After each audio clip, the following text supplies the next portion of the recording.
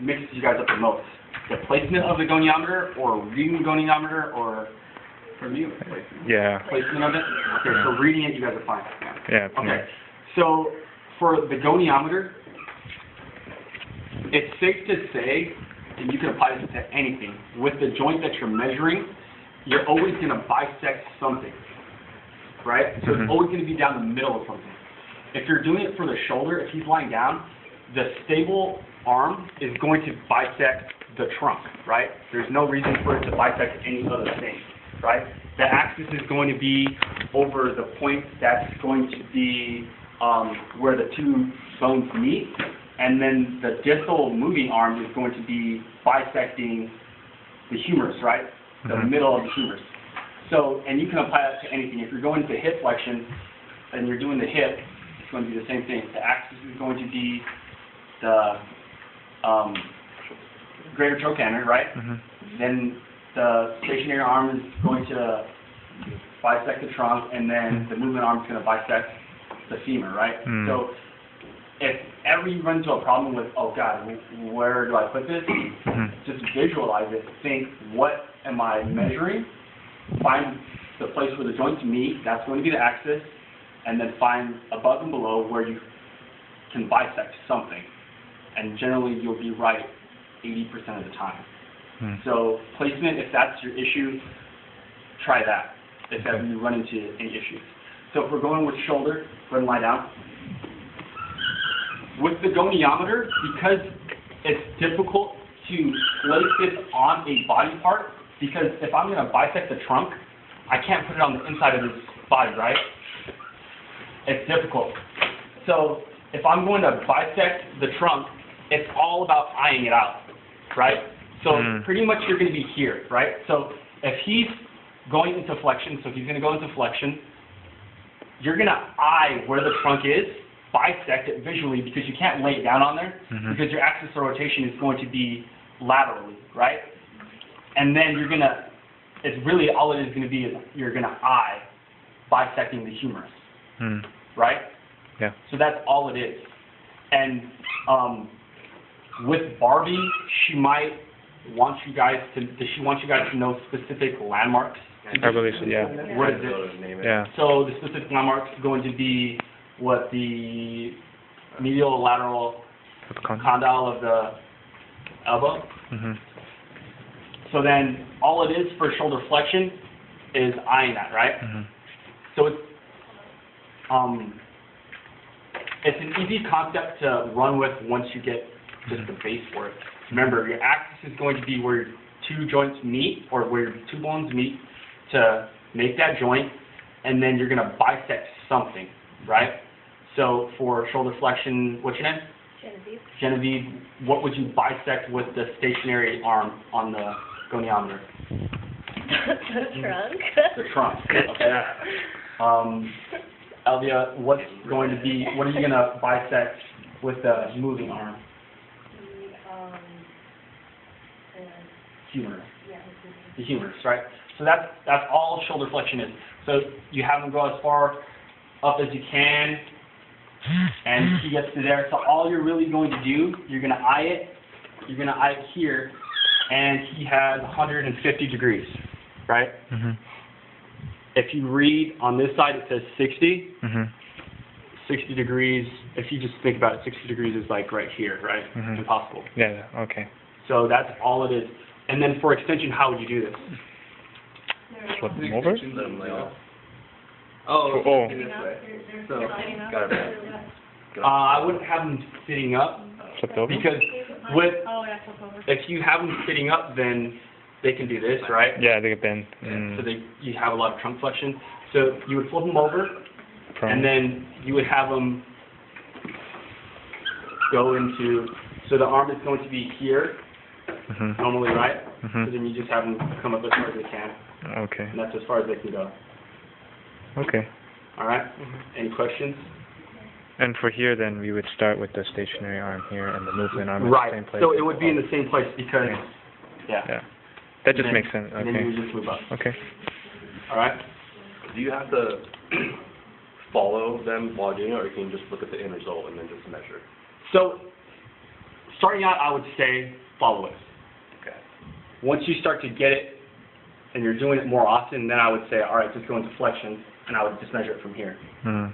But until you know for certain this is where my acromion is, and you can see that without actually putting it on there, then I would say follow it. And then you just say go into extension, follow it, and that's Okay. what is extension is. So flexion, extension, internal, external rotation? Mm-hmm. Yeah? Internal, external Yeah, the rotation. internal, external. Okay, so go ahead and lie on your back. Internal, external rotation for the shoulder. You're going to have them abducted, right? Mm-hmm. You're going to have them abducted to 90 degrees. And so what would be your axis of rotation for, if you're measuring it here? Olecranon? Olecranon, right? So you could measure it. There are two ways to measure this, okay? You could go with the stationary arm down, or you can go with the stationary arm up. Mm. It's all general preference. I like to have it down because I have less chance of being confused moving this. Mm. So if they're separate, it's easy for me. Yeah. So this is completely perpendicular to the floor, right? Axis of rotation is going to be the olecranon process, right? So if he goes into external rotation, I'm following the lateral side, right? Mm-hmm. The styloid process of the ulna, right? So he's going into external rotation. All it is, so if I'm starting here and that's 0, I follow this side because it's going that way. Mm. He goes as far as he can, and he's at about 46 degrees of external rotation, right? Yeah. That's terrible. Yeah. And it's the same exact thing for the other direction.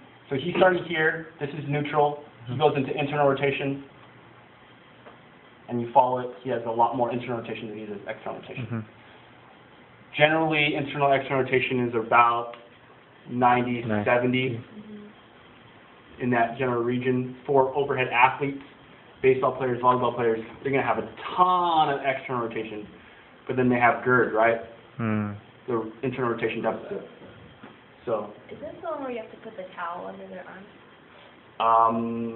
I've never done that. When you're measuring like someone when you're doing the practical, do you tell them to go until where it's like where it naturally stops, or until like they can't go back anymore? No, okay, so you tell them, so when you're measuring range of motion, right, there are multiple ways you can do it. You can do it active, you can do it passive, right? So if you're going to have them do it, you're going to say, go as far as you can, Okay. right, as opposed to, okay, go as far as you can, now relax. If you're doing passive, right, so just relax, just let your arm hang. You can measure it both ways. Hmm. So you ask her, do you want active or do you want passive range of motion, right? And then if I wanted to see what your physical limitation was, then I would Push. apply some overpressure. So you have the external rotation. It might be, for different people, it might just be a muscle deficit where they can't physically go there, Yeah. but if you have them relaxed and then you apply that overpressure, there's no physical limitation there, there's no bone block, it's just they don't have the strength to go into external rotation. I did that for a buddy yesterday. Good excuse. So, internal, external rotation, okay, so axis would be what? Of internal, external rotation? The olecranon. Olecranon. Mm-hmm. Stationary arm is Styloid. No. Perpendicular. Perpendicular to the floor. perpendicular to the floor, and then moving arm is Styloid. Above the the- process, right? And if you really look at it, if we apply that whole bisecting the arm thing, Mhm. this is right down the middle of his arm, and it lines up with his styloid, Mm. right? That's right. So, I mean, don't tell Barbie this, but Mhm. if you ever get into a funk, just line it up and then look at something that's there. Mhm. So line it up in the middle and like, this bone right here. Yeah, that's right. That's right. I mean, she might not give you the point, Mhm. but if you make her laugh, she might. Yeah. Okay. So we did flexion, extension, Mhm. internal, external rotation. AD. Sorry? Do we have abduction and adduction now? Abduction, adduction, there is no adduction, right? Or- How do you, or you can't go more. past your trunk. Okay. Alright, so abduction, all it's going to be is So you're going to look at the anterior surface of acromion, right? Because that's where your articulating surface is going to be. And then it's going to be parallel to its trunk, right? So if this trunk is here, you line up there. If this trunk is moving that way, then you line up that way. But it's going to be parallel to its trunk. And then he goes into abduction. Bring your arm as far up as you can this way. And then all you do is move it. What does it say on there for the Range? not the normal range of motion, but the specific landmark for Your moment is the axis of your acromion and taking your arm on the trunk, right? and then the movement arm is Just bisecting the humerus. Acromion process? The axis? is the axis. And then, The movement arm is what, bisecting the bicep? I didn't write it. I think so. I mean, That sounds right. it's probably going to be the same thing. Yeah. So really, you're just going to have them come up into abduction as far as you can. Relax your head. There you go. No tracking. So, acromion process, the anterior surface of the acromion process, right? Because for flexion extension, you do the lateral portion of your acromion process. When you're doing abduction, the goniometry is on the front side, so you're going to do the anterior surface process, right? Because it's this giant bone here, you can just move it to the front. It's going to be over the acromion. Have them go, so this is lined up parallel with the body.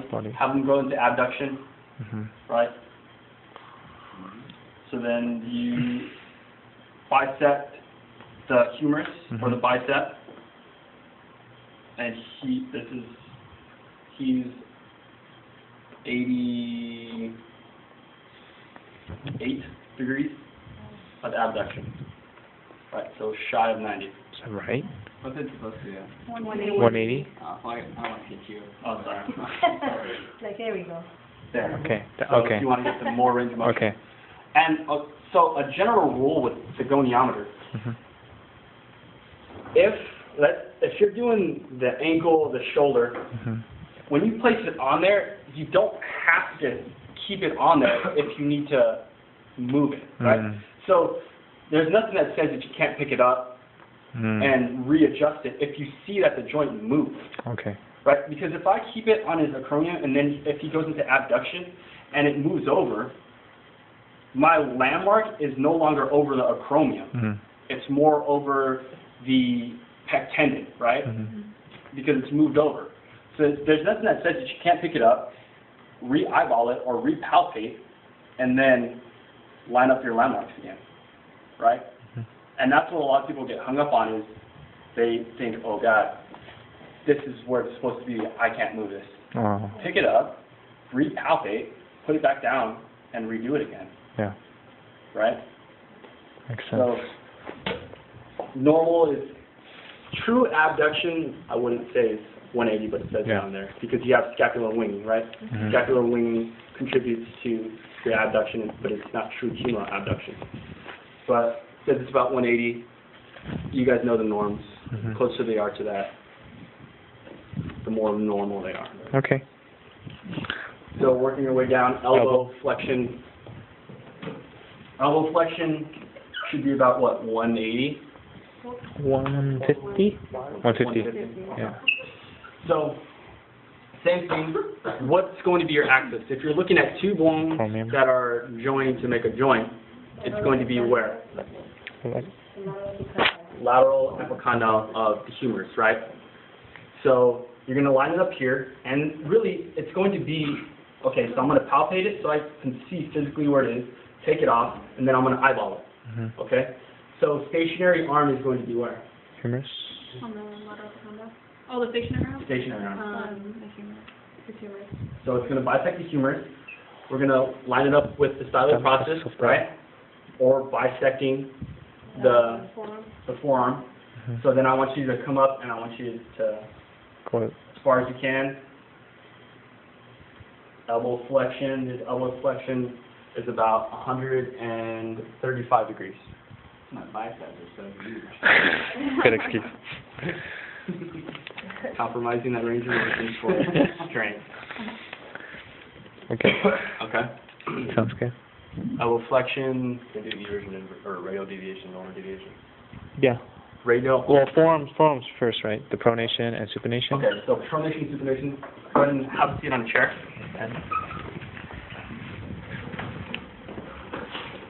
So for this one, do we have a smaller Goni? I got one. Okay. Or that one. So this one's easy. So go ahead and grip this pen, and I want you to hang your forearm, or put your forearm on that table. And so this is going to be neutral. What do you guys? What's normal? Pronation, supination. 90. I think 90 for. 90 both. 80 both. 80 both. 80 bones. Okay. So Yeah. for this one, just like, so this is pretty much internal external rotation, right? Mhm. If you think about it. So it's going to be the same thing for the shoulder. It's all up to how you feel comfortable. Like I said with the shoulder, you can have it lined up here or you can have it lined up here, Mm. right? Just make sure that you know which one you're moving and what numbers to track, okay? So you can just make sure it's perpendicular, you can have it up or you can have it down, okay? So he's starting here, you're going to look at the third, right? Mhm. So it's the third, you're going to line it up perpendicular here. So honestly, you can have it here and line it up right at the net head, or you can line it up here. But just make sure that when he moves, you keep it on that spot, Okay. okay? Okay. So if you have it here on the net head, you're not going to be lined up with the pen. Just make sure that when he moves, it's perpendicular to that. Mhm. So remember how I said joints move? Yeah. Okay, so if I'm here, go into pronation. Supination. Pronation. So if he goes into pronation, right? If I keep this here, it's not lined up at all, Yeah. right? So I can move that and do that. Make sure that it's parallel to the pen, or I can actually move it down. Okay. Just as long as you make sure that this is perpendicular to the floor, right? Mhm. So then his pronation, God. Okay, he's past 80, so he's completely at 90. Okay, so it's the same thing. All right, so start neutral. If he's here, remember I said you could have it lined up at the net head. You can have it lined up with the pen. Just make sure that when you go, if I'm going to line it up here with the pen, and he goes into external rotation, I want